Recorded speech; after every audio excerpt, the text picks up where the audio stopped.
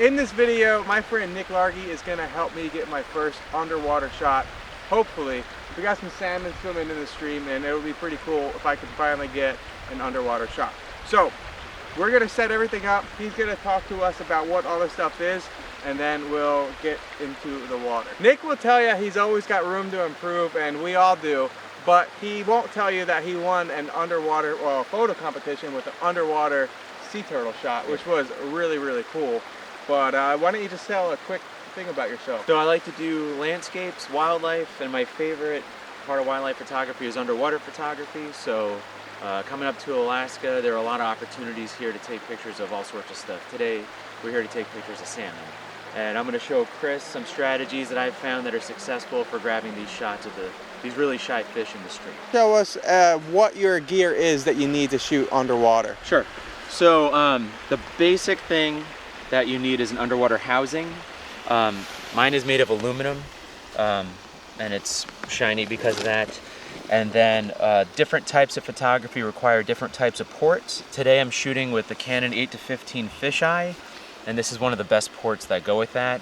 But because I'm using a pole to place my camera in the river, I picked this dome port because it's nice and small. It keeps my setup nice and light. When you start off in underwater photography, you don't always need a strobe, this guy up here. But with the type of photography that I do, I find the strobes very useful. If you're just starting out, you just pick whatever you can afford at first. But you want to invest your money in the strobes, absolutely. And just tell them what a strobe is. Oh, it's basically an underwater flash gun. There you go. And then I brought two today in case we need more options here. And the biggest thing about needing a strobe is because? Well, the underwater, it's very dark. And especially today, it's kind of cloudy. This will really light up the fish. And then the way I have this set up, it'll add some rippling effects in the water if we get a good photo of the salmon. So I'm a scuba diver. You know, the deeper you go, the darker it gets and the less available light you have, so the strobes help fill in the colors of whatever you're photographing. And then you can fill in shadows, create different textured effects with the light. So they're really helpful, but I do know a lot of successful underwater photographers who don't use strobes, but I'm a big fan of them, but there's always a time and place for everything. So what's this housing? So this is the ISOTA housing for the Canon R5, and this part I built here. It's just a pole to trigger the camera underwater. That's just my handle. So basically, you just want always a clean surface. And with the fisheye, this is always my scariest part. On this one, slides into a little tray, and then it locks. And then this little bit here will allow the camera to communicate with the strobes. And then that's what it looks like when it's in. And I'm really good about keeping my O-rings clean. I did all of that stuff off camera. And then on this housing, it's really easy. You just twist that. And then now it's safe and secure in the housing. And with this housing, I can access all of my camera's menus via these buttons. And then not every photographer does this, but if you're going to get into underwater photography, I always recommend you get a vacuum system. And then this part is just a cheap pump you can get at a car store. But what I'm doing now is I'm pressurizing the housing, so for a situation like the river or a scuba dive, I could see if the housing has any leaks I need to address before I go underwater. And you think like, well, you want pressure coming out of it, but actually that vacuum will help the O-ring sit better in the housing. ISOTA makes really nice housings. There are other brands out there, and they have double O-rings, so they're really well built. I don't usually worry about it leaking, but I always feel better when you put a nice camera in the water that it's safe and secure.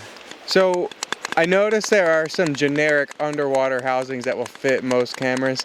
You wouldn't recommend those, right? Well, I've had experiences with some, but yeah, read reviews, get what you can afford is the big thing.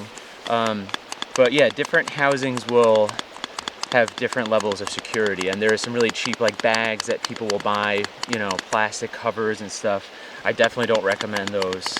Some people will try surf housings and they're okay, but they're not good for deeper than like 30 feet. And then they often don't have a trigger for the strobes. So yeah, don't buy a cheap plastic housing from Amazon. You know, do your research. Yeah. And then this, I usually just give it a little bit. Is there a pressure you set it to? I try to get it to 5 PSI. Today Okay. I just did like in the middle. Technically you're supposed to let it sit for like 15 minutes and make sure it doesn't leak, but I literally just used this the other day. And I always keep my O-rings clean. This also has an alarm in it. If water does get in, That's pretty cool. Yeah. And then there you go. And then usually what I'll do is I'll hit like each button to make sure that there's no leaks. But like I said, I've already pressure tested this very recently, so she's in good shape. And I like these because they're nice and light and you can throw a bunch in your bag. And they're just, you could take them out underwater and you could put them in underwater.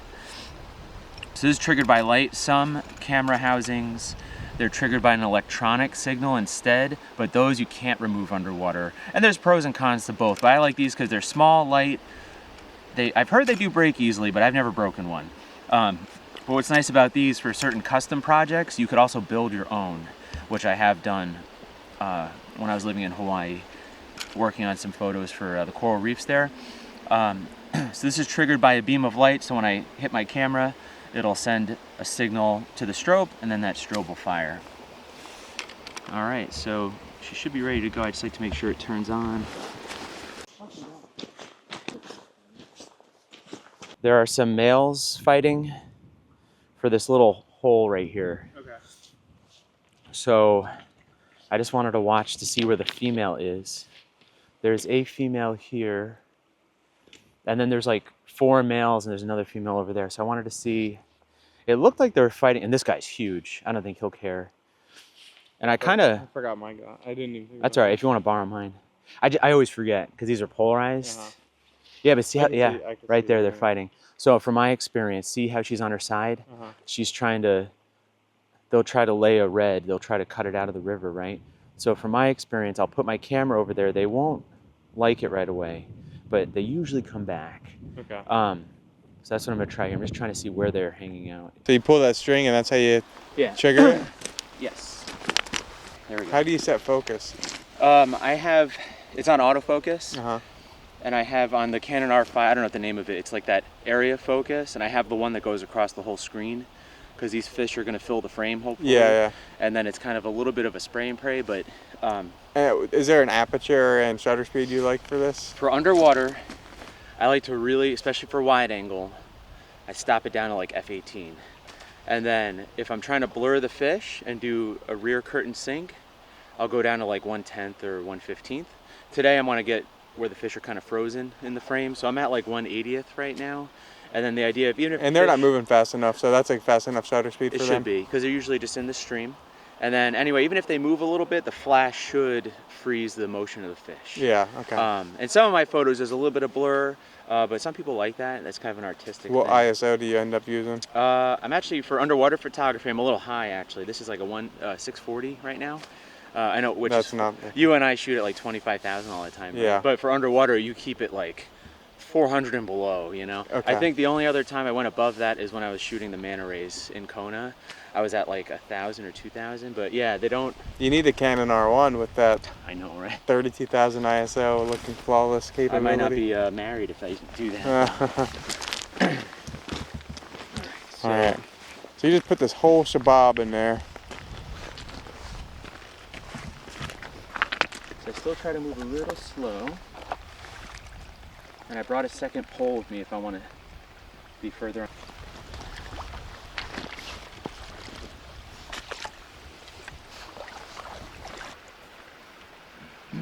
So you just stand there like this then?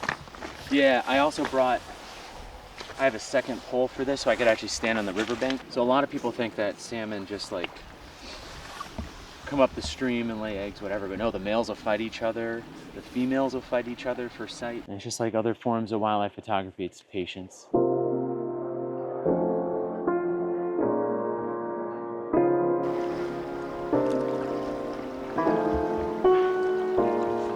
Think you got a good one there? Oh man. Oh wow. Right? Not bad for just a pole. Not bad at all. Right? It doesn't work very well. I've tried it on the phone.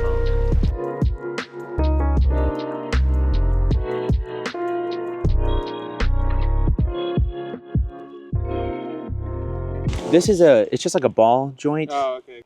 So they're fighting over this spot. I need to be more patient. Yeah. Here, I'll help you. Go ahead. And then nice and slow, nice and slow. That's right. What we'll do is we'll put it right here. Yep, and you just kind of place it down nice and easy.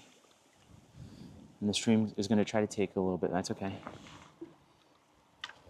There you go. So then take a few steps back. And then you're going to want to crouch a little bit. Or you could sit. And then sometimes what I'll do is like, see how it's kind of tilted when a fish comes?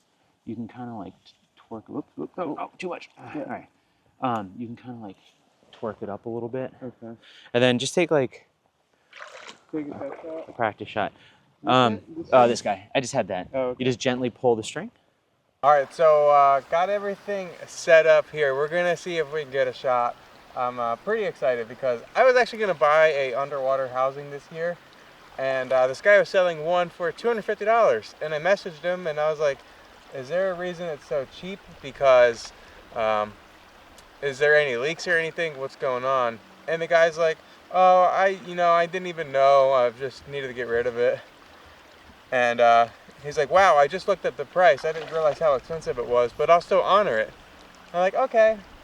It was for the original R5, and I have the R5 Mark II. I would have had to pay $800 for a new backing, so the buttons and everything line up. And I was thinking about it, and then like 10 minutes later, the guy messaged me and was like, oh, I have a friend that's gonna buy it for $1,000 right now. And I was like, okay, whatever. And then like 2 weeks later, he reposted it again. I was like, dude, don't tell me you're gonna honor the $250 price and then take it back. Like, all right, hold on, I'll help you in a second. He's just got to work his way over. He's coming closer. On the left side, right? All right, snap it a few times. Yeah, turn the camera to the left more. Push that PVC pipe a little bit, and it'll kind of rotate. Whoop, turn it to the left, torque it. Because what they'll do is they'll swim upstream. They don't always do it in a straight line. There's a reason why they picked that hole. He's just out of reach. Hold on, he's gonna work his way over. He's a little far away. Hold on. Sometimes the flash kind of freaks him out a little bit.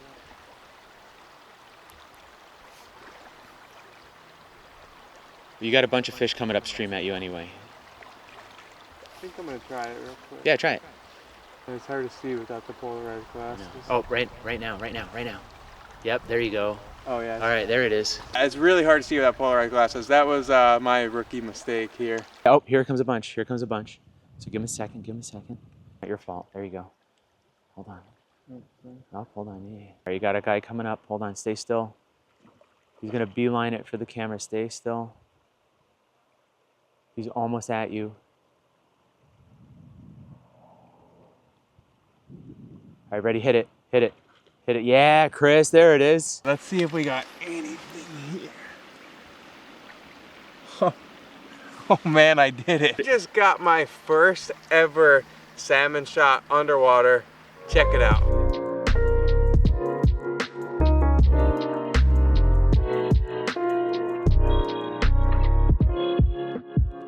I have gotten some pretty cool shots so far that I'm pretty happy with. Nick said he was jealous of one. I don't know if he's just lying to me. No, I'm seriously jealous. This has been a really fun night, and something that I finally was able to dive into. Oh my god, these bugs. I hope you guys are enjoying this video so far, and if you want to learn more about wildlife photography or videography, I do offer a wildlife masterclass. We cover photo, video, and that includes editing as well. I have in-depth tutorials on Adobe Lightroom and Photoshop for photos and Premiere Pro for video.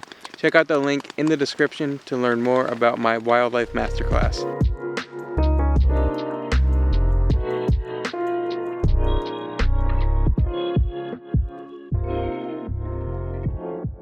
The favorite part that I found is look what you'd have to carry out if you want to do this kind of stuff. You having fun, buddy? Yeah, as always. Well, it was actually a really fun time here, and I got some cool shots that I'm really happy with. You know, big thanks to Nick for letting me use the stuff and showing us how to shoot in, well, the exposure about to get really dark here. Thanks to Nick for showing us how to shoot underwater with his setup. If You can follow Nick on Instagram and on YouTube. How do you feel about your YouTube right now? Oh, it's pretty rough. Watch out for that hole. The links are in the description for this video to follow Nick. Maybe you can send him a message on Instagram if you were serious about getting into it. Next year, Nick will be guiding full-on salmon workshops. Anyway, thank you guys so much for watching. I hope you enjoyed this video. Leave a like and a comment. Let me know if you want to see some more of this. I'd like to shoot some underwater video as well. But with that, I'll leave you with this video right here when I captured some of the best bear footage I've ever captured in my life. Bye.